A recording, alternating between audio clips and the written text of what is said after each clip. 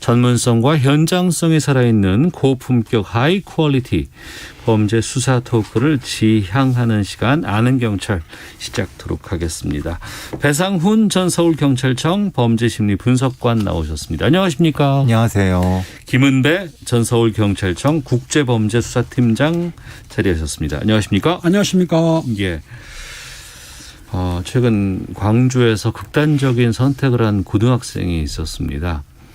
이 학생이 왜 극단적인 선택을 했을까 봤더니 학교 폭력을 당해왔다는 정황이 뒤늦게 알려졌고 이것 때문에 학폭 논란이 불거졌었는데 처음에는 그냥 성적 비관 때문에 그랬나 보다 이랬다면서요? 예. 배상훈 교수님. 예. 지난달 29일 오전에 광주광역시 한 야산에서 18살 고등학생이 숨진 채 발견됐는데요. 네. 그날이 하필 그 기말고사 두 번째 날이라고 하고 그러니까 이제 일반적으로 봤을 때 성적 비관이다라고 그래서 성적 비관에 의한 극단 선택으로 종결될 뻔했는데 네. 이게 이제 뒤늦게 발인 전날 그 친구의 부모가 영상을 하나 가져오고 또 관련된 유서가 발견되면서 이게 보통 사건이 아니라 그 영상하고 유서는 좀 모호한데 내용이 좀 모호하지만 영상은 너무나도 명확하게 심각한 폭력. 그래서 그거 가지고 다시 수사가 돼서 이제 가해자들이 구속된 사안이라고 볼 수 있습니다. 네.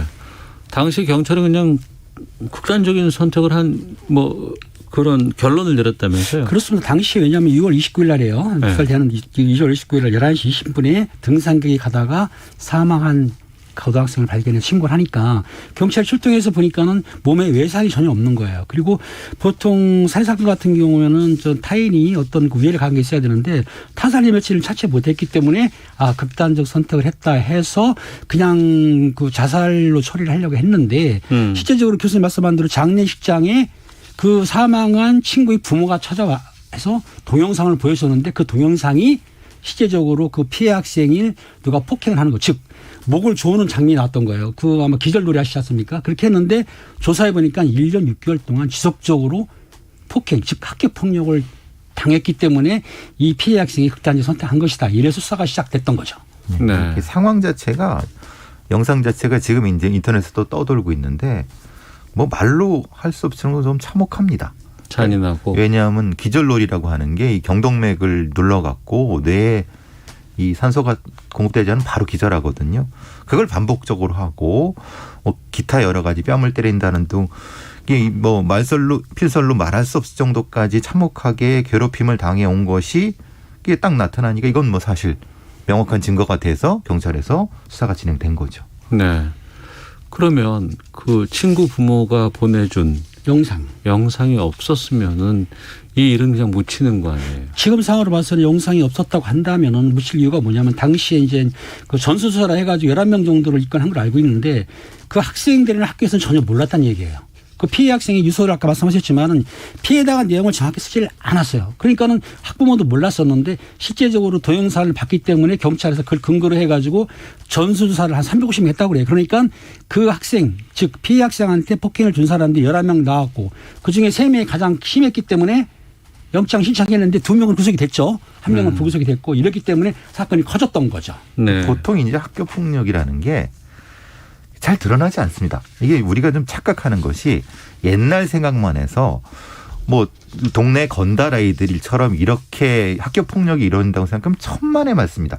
눈으로는 전혀 드러나지도 않고 네. 실제로 그 가해자 아이들을 보게 되면 보통 아이들하고 전혀 구별이 안 됩니다. 그렇기 때문에 우리가 되게 착각하고 있는 것은 학교 폭력의 가해자들이 우락부락한 무슨 조폭이나 깡패처럼 생각했을 때 천만의 말씀입니다. 오히려 더 선량하게 생겼을 수 있는 겉으로 구분이 안 됩니다. 그러니까 교사들도 학교 당국에서도 전혀 몰랐다. 네. 지금 상태가 그런 겁니다. 그러니까 전수조사를 하든 하든 전혀 밝혀질 수가 없었던 상태였는데 실제로는 그 아이는 1년 6개월 동안 그런 참혹한 피해를 당하고 있었던 거죠. 그러니까 이번에 그 사고 나고 나서 가해자 가운데 한 명이 운구를 하려고 했었다고요? 참 이게 그게 그럼 그 말씀인 거예요. 그러니까 아니 친구가 죽었는데 내가 운구할게요라고 이렇게 했다고 하거나 아니면 그걸 하겠다고 나설 정도라 그러면 뭐 주위의 사람들이 보거나 부모가 봤을 때 얘가 그럴 애가 아닐 거. 그러니까 앞서 말씀하신 것처럼 전혀 티가 안 난다는 그 말과는 일맥상통하는 것 같은데요. 그런 그러니까 이제 그 아마 절친이라고 찾아와서 운구 행렬에 참여하겠다고 했는데 실제적으로 그 운구 행렬에 운구하겠다는 학생이 그 피해 학생한테 피해를 가한 거예요. 그러니까 부모 입장에서는 그 내용을 설명을 또 안 했기 때문에 그러니까 피해 학생들이 실제적으로는 피해를 당해도 부모나 학생들한테 상담을 해야 되는데 안 하면은 학교라든지 부모들도 모르는 상황이 되거든요. 자기 혼자 감수하려고 했기 때문에 문제가 발생했는데 다행히도 영상이 있고 또 전수조사 해가지고 피해 사항이 나왔기 때문에 이 전모가 드러나게 된 거예요. 근데 사실 우리 교육하는 분들이 좀 대단히 착각을 하시는 것들이 있는데요. 1년마다 한 번씩 무슨 학교폭력 전수조사라고 이렇게 하거든요. 네. 근데 사실 그건 전혀 무용합니다. 왜냐하면은 그 학교에서 가해자 피해자가 존재하면은 네. 그때 그 조사를 한다는 건 가해자들도 알고 있습니다. 피해자도 알고 있죠. 네. 그러면은 이게 드러나면 자기들이 추적당할 걸 뻔히 알기 때문에 미리 피해자들을 단도리를 쳐놓습니다. 그러니까 절대 미리 단속을 한다는 거죠. 노출을 안 되는 겁니다. 그래서 보통의 경우는 이런 외국 같은 경우는 학교폭력 실태 조사라는 걸 불시하거나 아니면은 관찰해서 하거나 아니면 어떤 타겟팅을 해서 합니다. 그러니까 우리처럼 저는 이런 표현을 쓰고 있잖아요. 우리는 너무나도 바보같이 전수조사를 합니다. 이렇게 전수조사에서는 학교폭력이 드러날 수도 없고 이 가해자들이 얼마나 영악한지 이미 그 전수조사가 되기 전에 아이들을 단도리를 쳐놓기 때문에 네. 그 피해자 아이들의 말하는 것 자체를 겁을 줘서 말을 못하게 해버립니다. 앞서 말씀 단돌이라는 말은 단속이나 경고 뭐 이런 식으로 바꿔주시면 좋겠고요. 이게 미리 이렇게 좀 하기 때문에 그러니까 이런 교육하는 당국자들이 전혀 이 학교폭력에 대한 실태를 전혀 모르시는 것 같아요. 되게 답답합니다. 그러니까 강주시 교육청에서 2020년도에 그 광주 전역에 10만 명 상대로 해가 초중고 해가지고 전수조사를 했습니다. 설문조사 받았지만 실제적으로 이 학교 이 피해 학생이 진술을 안 했기 때문에 체크를 못했던 거예요. 그러니까 지금 교수님 말씀한 대로 두 가지예요. 단속할 수도 있지만 내가 설문 왔을 때 써내봐야 피해 볼 수도 있고 소용이 없다고 생각하면 그 학생이 쓰지를 않죠. 네. 그렇기 때문에 지금 피해 단속에 그걸 쉽게 얘기해서 신고를 못하게 할 수도 있겠지만 본인이 내가 신고를 이거 해봤자 내가 거기서 벗어나지 못한다고 생각하게 되면 쓸 필요가 없는 거예요. 그러니까는 형식적인 거죠. 그 1년 6개월 동안 이 학생은 얼마나 힘들었을까요? 어디 뭐 누구에게 호소할 수도 없고 그렇죠. 도움의 손길을 내밀 수 있는 것도 흔치 않았고 혼자서 그 많은 속을 썩혀야 되는 상황들이 감당이 안 됐을 것 같네요, 정말. 보통 같은 경우는 착한 아이들이 더 많이 피해를 보는 게 조금 좀 성격이 있는 아이들은 그냥 치고 나가서 가출을 한다거나 이런 경우. 차라리 화를 내거나. 근데 부모가 걱정할까 봐 이렇게 돼서 오히려 겉 표정이 너무나도 평온하게 하다가 지금 이 아이처럼 그냥 그 당일날 시험 잘 보고 올게라고 부모한테 그렇죠. 얘기하고 그냥 가는 겁니다. 그러니까 밝게 웃고 가는데 이렇게 상황했다는 거예요. 그러니까 이 아이들의 폭력과 폭력 피해와 심리 상태에 대한 걸 우리 교육 당국자들이나 부모들이 전혀 모르고 있습니다. 이 아이들이 왜 그렇게 상처를 받고 있고 그 상태에서 어떤 심리 상태. 그러니까 이런 전수조사라는 게 의미가 없는 것이 보통의 이런 심리조사는 어떻게 해야 되냐면 매 단계마다 합니다. 즉 말하자면 입학할 때부터 한 번 하고 3개월 후에 하고 불시에 한 번 하고 이게 이제 외국에서 선진 외국에서 하는 방법들이에요. 왜냐하면 이 심리 패턴이 중요합니다. 그러니까 갑작스럽게 아이가 변할 수는 없기 때문에 심리 패턴의 변화에 따라서 그다음에 그 아이들을 타겟팅해서 이 포커싱 면접을 하는 방식으로 조사가 돼야 되는데 지금 우리나라에서 학교폭력에 대한 조사 자체가 그렇게 되는 데가 없습니다. 그러니까 실제 문제와 문제 해결책과 문제 탐지 자체가 지금 붕 떠 있는 상태입니다. 학교 폭력에 대한 경고라든가 사회적인 여러 가지 문제점들을 지적한 적은 상당히 오래됐거든요. 그렇죠. 그리고 반복됐었고 많이 피해가 발생을 했는데도 불구하고 두 분 말씀을 들어보면은 아직까지 현장에서는 전혀 이것들이 개선되지 않고 있네요. 그 문제가 이제 학교폭력대책위원회도 만들었고 심의위원회 만들어가지고 이제 학생들을 관리도 합니다. 특히 또 경찰에서는 여천계 소속의 여천계장 소속으로 SPO라고 들어보셨죠? 스쿨 폴리스 오피서라고 해가지고 네네. 전담 경찰이 있습니다. 예. 그런데 그 전담 경찰 같은 경우에 광주에는 혼자서 한 10개 학교를 만든다는 그렇죠. 거예요. 예. 그러니까 실제적으로 혼자서 10개 학교를 그거 그렇죠. 어떻게 해요? 그리고 상주할 수도 예. 없고 예, 예. 무슨 일이 있을 때만 가고 위원회에 참석하고 이러기 때문에 실제적으로 전담 경찰관을 만들었지만은 그 전담 경찰관이 피해 학생을 만날 수도 없었고 그 피해 학생이 그 피해 상황을 설명을 하는데 할 수도 없었고 이러다 보니까 실제적으로 전담 경찰관은 있지만은 학교를 많이 관리하고 또 그런 자세하게 설명을 못 드니까 유명무실하게 된 거죠. 만약에 그 학교에 한 명 정도라도 있었으면 예. 이 피해 학생이 그 경찰관이라도 좀 도움을 청했을 그렇죠. 텐데. 찾아갈 수도 있었겠죠. 그런데 지금 이 경우는 10개 학교에 한 명이라는 게 말이나 됩니까? 그럼 필요성이 그러니까요. 있겠습니까? 예, 예. 그냥 이게 무슨 제도를 이렇게 만들어 놨는지 아이들이 전혀 안심할 수 없는 제도를 만들어 놓고 이런 그러니까 무유명무실하다는 게 바로 이것 때문에 그런 거예요. 근데 이제 학교 경찰이 오해하시는데 외국 같은 경우는 학교 자체에 상주를 하거든요. 그건 근데 텔포리라고 우리나라는 하죠. 예. 여천개 소속의 형사가 상주할 수는 없습니다. 음. 그러니까 그 전화 상담이라든지 선생들하고 교류만 하지 그 한 달에 한두 번 갈 정도지 실제적으로 학교 자체에 상주할 수는 없다. 그러니까 그 학생이 상담할 수가 없었던 거죠. 미국 같은 경우는 캠퍼스 폴리스라고 해서 별도의 예, 걸 있죠. 두고 예. 지금 우리가 운영하는 거는 학교 전담 경찰관인 겁니다. 네. 좀 제도가 다르지만은 그것을 둘 다 우리는 해야 되는데 둘 다 안 하고 있는 거죠, 사실은. 육하나 구호님이 이 말씀을 해주셨어요. 학교 폭력 문제로 인한 죽음들이 미처 잊혀지기도 전에 반복해서 발생을 합니다. 참으로 안타깝고 화가 나네요. 대선에 나오는 분들 이 거창한 공약도 중요하지만 이런 사회적으로 심각한 문제에도 관심을 가져줬으면 좋겠습니다라는 의견 주셨거든요. 그러니까 뭐가 터지면 그때 가서 뭐 만들겠습니다. 학교 전담 경찰관제도 만들겠습니다. 이거 만들어진 지 벌써 보니까 10년 됐네요. 그렇죠. 2012년에 만들어서 10년이 됐죠. 네, 10년 됐는데 그러면 그 상주할 수 있는 것도 아니고 상주는 안 되죠. 한 명이 만약에 10학교를 담당한다 그러면 한 학교만 한다 그래도 그러면 2주 동안에 한 번 가는 건데 그렇잖아요? 그렇죠. 그렇죠. 그러면 2주 동안에 한 번 간다는 건 한 번도 안 가도 모른다는 얘기 아니에요. 그렇죠. 결국엔. 그렇죠. 결국은 그렇습니다. 그렇죠. 현실적으로 그리고 SPO의 자격이라든가 아니면 어떤 관리도 실제로 좀 문제가 있어갖고 좀 그러면 경찰관들 같은 경우에 솔직히 SPO 자기가 맡고 싶어 하겠어요? 그렇죠. 아니 일단은 이제 여천개 소속 형사들이 맞는 건 맞는데 네. 자기 업무도 있는 거죠. 그러니까요. 있는데 네. 학교 폭력 주로 그러니까 사실 SPO라는 게 예방도 중요하지만 학교 학생들이 사건이 발생하면은 사건 처리는 가능해요. 하지만 미리 예방하기는 역부족이다라고 보시면 되죠. 근데 이것처럼 그 사건이 있는지도 모르는 상태에서 아니, 몰랐죠. 접근을 못 그렇죠. 한다는 겁니다. 그러니까 제도 자체가 의미가 없다는 거예요. 아예. 그러려고 하면은 애초에 SPO라는 거 말고 교육청에서 별도의 캠포를 만들어 갖고 두는 것이 낫다라고 하는 것이 교육 전문가들의 얘기인 거고 왜 SPO를 경찰로 두느냐. 그러니까 그럼 병행을 시키든가 이 제도를 면밀히 지금 따져봐야 되는 부분인데 실효성도 없는 걸 뒀다고 주장하는 분도 있습니다. 물론 실효성이 있는 분들도 있는데 이게 좀 논란이 되는 겁니다. 그러니까 두 분께서는 아무래도 좀 학교 폭력이라든가 아니면 범죄자 이런 그 성향이라든가 이런 것들 좀 많이 좀 경험을 해보신 분이니까 좀 제가 좀 의견을 좀 구하려고 하는데 이런 일이 발생을 하면 항상 가해자들은 없어요.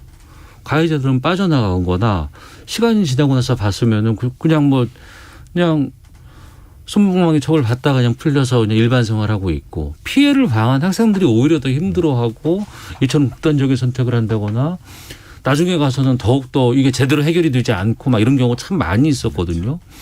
이거 어떻게 풀어야 된다고 보세요? 일단 학교 폭력이 발생하게 되면 가해자는 처분합니다. 저희가 입건하든가 처벌하는데 미성년자도 있고 청소년이다 보니까 가볍게 처벌하는 건 맞습니다. 그리고 학교 내에서 그 가해자를 전출시키든가 퇴학시키든가 할 수는 있는데 피해자 보호가 미흡한 건 뭐냐면 어차피 그 학생이 학교에 남아있으면 다른 데로 안 가려고 그러지 않습니까? 딴 데로 보내면 되면 다시 또 거기 가서 왕따당할까 봐 이런 문제가 생기기 때문에 피해자 보호 측면에서는 속을 했고 가해자 처벌을 했지만 가해자는 미성년자이기 때문에 조금 아까 손방망이라고 말씀하셨는데 가볍게 처벌하는 거는 맞았죠. 그건 사실이었죠. 그래서 이것을 실제로 이런 범죄의 구조적인 것을 봐야 된다고 저는 보거든요. 이 영상을 왜 찍었을까요라는 전 궁금한데 이거는 가해자들이 찍은 겁니다. 네.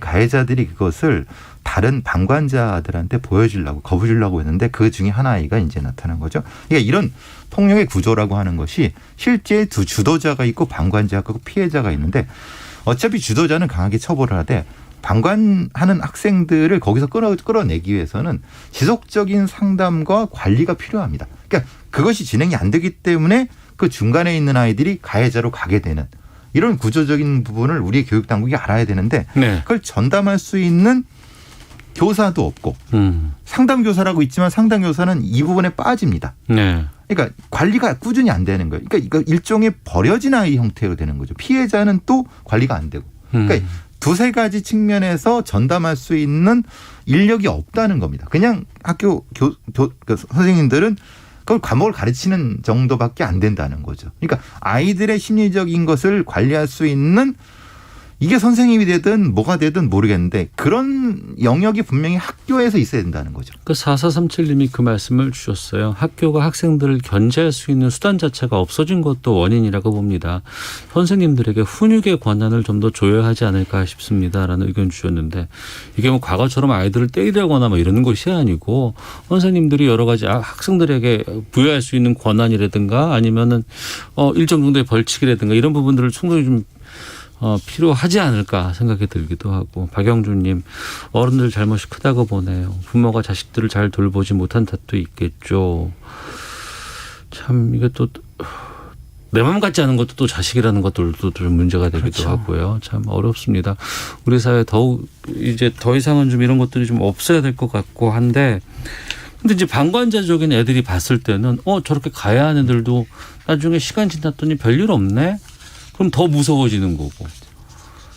이게 또 대물림 되는 거 아니에요. 이런 것들은 좀 끊었으면 좋겠다고. 이번엔 그래도 구속이 된 거잖아요. 그렇죠. 3명 중에 2명은 이제 그 증거인멸이나 도주를 했다고 했는데 네. 범인을 좀 부인을 했어요. 네. 그리고 불구속된 학생은 일부 범죄를 시인했다고 그래요. 그러니까 참작을 했던 거죠. 네. 어떻든 간에 그 구속을 시켰으니까 더 처벌하는 건데 아마 전수사를 해가지고 추가로 가해자가 나올 것 같습니다. 저는 거기에서는 저는 주범은 거기 없다고 봅니다. 보통의 구조에서는 주범은 빠져나갑니다. 좀 철저한 수사로 좀 뭔가 그렇죠. 좀 네. 속 시원한 결과들이 좀 나왔으면 좋겠다는 생각이 듭니다. 네, 시사본부 아는 경찰 돌아왔습니다. 배상훈, 김은배 두 분과 함께 말씀 나누고 있는데요. 대전에서 술을 마시고 음주운전을 한 뒤에 적발이 됐습니다. 적발되면 이제 면허 음주 측정하게 됐죠. 혈중 알코올 농도가 면허 취소 수준을 훨씬 넘게 측정이 됐는데 법원까지 끌고 갔어요. 1심에서 무죄가 선고가 됐다고 합니다. 음주운전은 최근에 절대 가볍지 않은 범죄로 인식되고 있고 또 법원에서도 상당히 강한 처벌이 내려지는 게 최근의 추세였는데 기은배 팀장님 어떻게 이게 무죄가 나왔어요? 지금 황당한 얘기인데요. 작년 3월 얘기입니다. 한 7시경에 네. 50대 박모씨란 분이 자기 차를 끌고 100m 정도를 운전해서 식당 주차장에 차를 대다가 네. 옆에 있는 차를 갖다 긁었어요. 네. 취소를 한 거예요. 그런데 본인이 신고를 했습니다.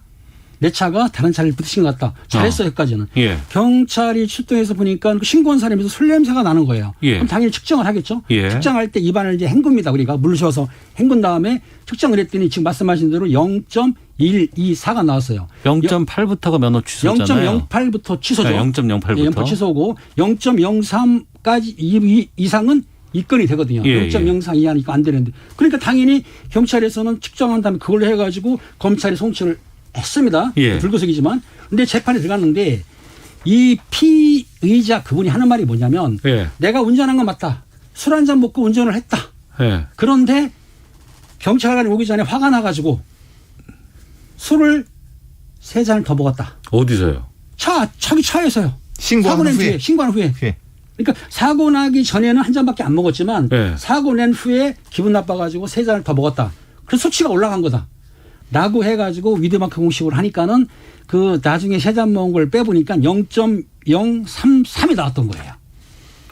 이거 주장입니다. 수치가. 그분의 주장입니다. 주장에서 예. 그런 상황이기 때문에 0.033인데 법원에서는 뭘 보냐면 예. 0.03이나 0.033 같은 경우에는 사실상은 변호사가 붙어가 주장하게 되면은 0.03 같은 경우에는 근사치이기 때문에 무죄할 수도 있거든요. 그래서 1심에서 무죄를 해준 거예요. 근데 음주에 관해서. 이게 사실 저희가 좀 다루기 좀 묘한 게 괜히 이거를 탈법을 하는 방법을 가르쳐 드리는 것 같아 갖고 사실 좀 조심스럽지만은 이 판사님의 법리상의 구성은 그렇습니다. 이분의 말을 다 믿은 거예요. 왜냐? 가능성이 있다. 왜냐하면 최종으로 0.124가 나왔지만은 네. 본인이 얘기한 대로 조금 먹은 거 인정. 그렇지. 인정인 게 일종의 자수 같은 거죠. 그리고 자기가 또 신고했어. 그러니까 자수 같은 거죠. 그러니까 인정해 줄 바가 있고 차 안을 보니까 술병도 있어. 그러니까 결국은 이것을 본인이 적극적으로 자기가 신고도 했고 마셨다고 했고 그랬는데 얼마나 마셨는지 나도 모른다.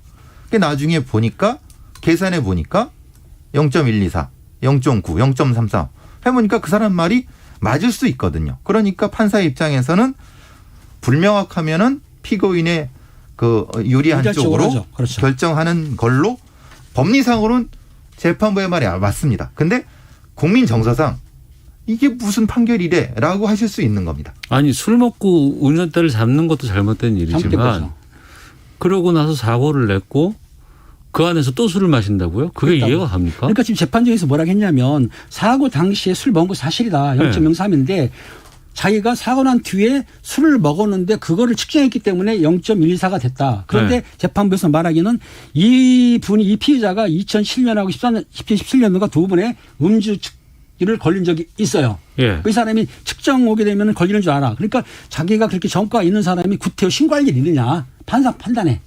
그렇잖아요. 내가 오면은 체킹을 당하는데 뭐로 신고했을까? 두 번 걸렸으면 한 번 더 걸릴 수도 있는 거 아닌가요? 왜 근데 그렇게 그거를 생각하죠? 반대로 생각할 수 반대로 본 있는 거죠. 거예요. 왜냐하면 신고할 리가 없다. 오히려. 근데 그렇게. 이제 저는 반대로 생각할 수 있는 게 두 번이나 한 상습범이면은 예. 분명히 내가 접속 사고를 냈고 만약에 내가 도망가면은 분명히 잡히면은 뺑소니 될 수 있기 때문에 역으로 생각할 수 있는 교묘하게 생각할 수도 있는 거죠. 왜냐하면 어차피 술을 먹은 건 하면은 이걸 이제 소위 저희 같은 경우 이중살인이라고 영역을 하는데 과잉살인 같은 개념을 쓰는 건데 그러니까 조금 먹은 걸 왕창 먹어갖고 앞에 먹은 걸 덮어 씌워버리는 거죠. 이거는 이 살인의 법리에는 있는 건데 이거를 음주운전에 적용한 걸 보는 건 저는 사실 이게 좀 근데 이제 예. 문제는 그렇게 해서 신고할 일도 없는 데다가 그 차 안에 술병이 있었다는 거. 비어있는 술병이. 비어있는 술병이 있었고 경찰관이 왔을 때 그 피의자가 차 뒤에 있었다. 그러니까 경찰관이 올 때 차 뒤에 앉아서 술 먹었다. 이렇게 판사는 인정해 준 거예요. 그래서 1심에서 무죄가 나왔기 때문에 이걸 또 뒤집히려면 검찰에서는 항상 하겠죠. 그렇죠. 뒤집히려고 그러면 다른 증거가 나와야 되는데 아까 말씀하신 대로 증거가 확실하지 않으면 피고인한테 유리하게 가거든요. 근데 이게 이건 문제인 거죠. 이건 좀 모호한 거는 그걸 다 긍정적으로 인정해 주는 건 전적으로 판사님의 그 재량이지만은 다른 생각도 분명히 할 수 있다. 충분히 뭐냐면 고의적으로 더 많이 먹어서 이 음주의 양을 확대시키려고 하는 의도는 왜 보지 못했느냐. 그러니까 이 한 건만 아니고 앞서 말씀하신 것처럼 이전에 전과가 있는 거 아니에요? 네, 두 건이나 있었죠. 음주. 두 건이나 있었고 예. 그럼 이게 삼지 나오신 거 아닙니까? 그렇죠. 근데 물론 예. 이제 기간이 따로 예. 있겠지만 세 번이나 음주운전을 한 거 아니에요? 그렇죠.